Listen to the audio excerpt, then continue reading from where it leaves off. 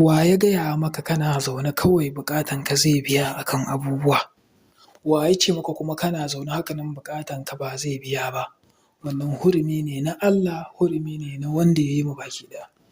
Amma muddin kana buƙatar abu, kana so Allah ya maka to ka roƙe shi, ka roƙe shi, kai ta roƙonsa, kada ka gajiya. Ga wasu sirrika.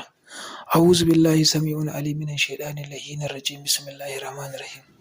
Mutanen Chadi, Abidjan, Liberia, Tanzania, Libya, Saudiyya, Saudi Arabiyya, Burkina Faso, South Africa, Abu Dhabi, Kwatana, Najeriya da sauran kowace ƙasa inda musulmai suke. Assalamu alaikum wa rahmatullahi wa barakatuh. Waɗannan sirrika da kuke gani ga alluna nan birjit muna ta aiki. To ya za mu yi? Ai addu'a ita ce makamin takobin mumini. Mu yaƙi buƙatunmu, Allah ya cika mana. Ina muku fatan alkhairi. Har kullum ni ne naku Sharif Umar Mahdi. Wani ya ce ai iya tasrifin kuɗi kuke, iya fitar da dukiya kuke. A'a, kowane aiki muna yi domin aikinmu ne.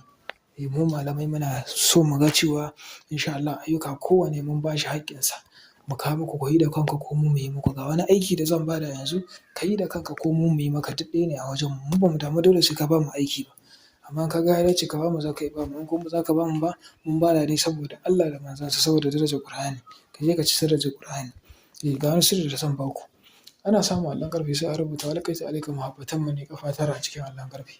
Bayan an rubuta memun ɗin nan duka za ka buɗe. In ka buɗe in sha Allahu sai ka sa sunan wanda kake so ka mallaka. Kake so ka jawo hankalinsa ka kafe soyayya ya kasance baya jin daɗin mu'amala da kowa da hirar baki da koma mene ne a rayuwarsa sai kai kaɗai. In kana so ka yi haka to ka yi, amma ka tabbatar da aurenta za ka yi ko auren shi za ki.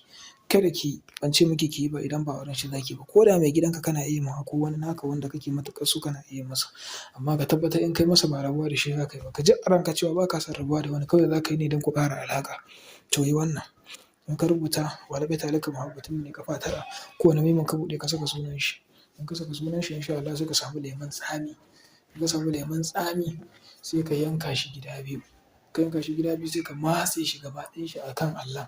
Ko ina ya kasance ka ɗiɗɗiga masa lemon tsamin nan sai ka ɗauka ka ɗora a kan garwashin wuta. In ka ɗora a kan garwashin wuta bayan isha ake so a fara aikin. Sai ka fara wa laƙaita alaika muhabbatan mu ne ya ka wane ɗan wane. Ma'ana wa laƙaita alaika muhabbatan mu ne ya ga Abdullahi ɗan gidan Zakariya ɗan gidan wance. Haka za ka faɗa. Ka faɗi sunan shi, ka faɗi mahaifinsa, ka faɗi mahaifiyarsa, ka ce ya ka zo gare ni. Duk in kai cikin carbi za ka ce ya ka wane kaza zo gare ni. In kai haka ka yi cikin carbi 10 guda 1000 kenan. Washe gari kawai ka samu abin sadaka ka yi sadaka ko ka yi yanka in so samu ka yanka abu. In sha Allah. Amma ana amfani da wani turare da ake ce masa binta Haruta wa Maruta. Ake so a yi binta Haruta wa Maruta. Kar a manta a yi subscribing a share domin ƙarin bayani ga lambobin mu ta wasu.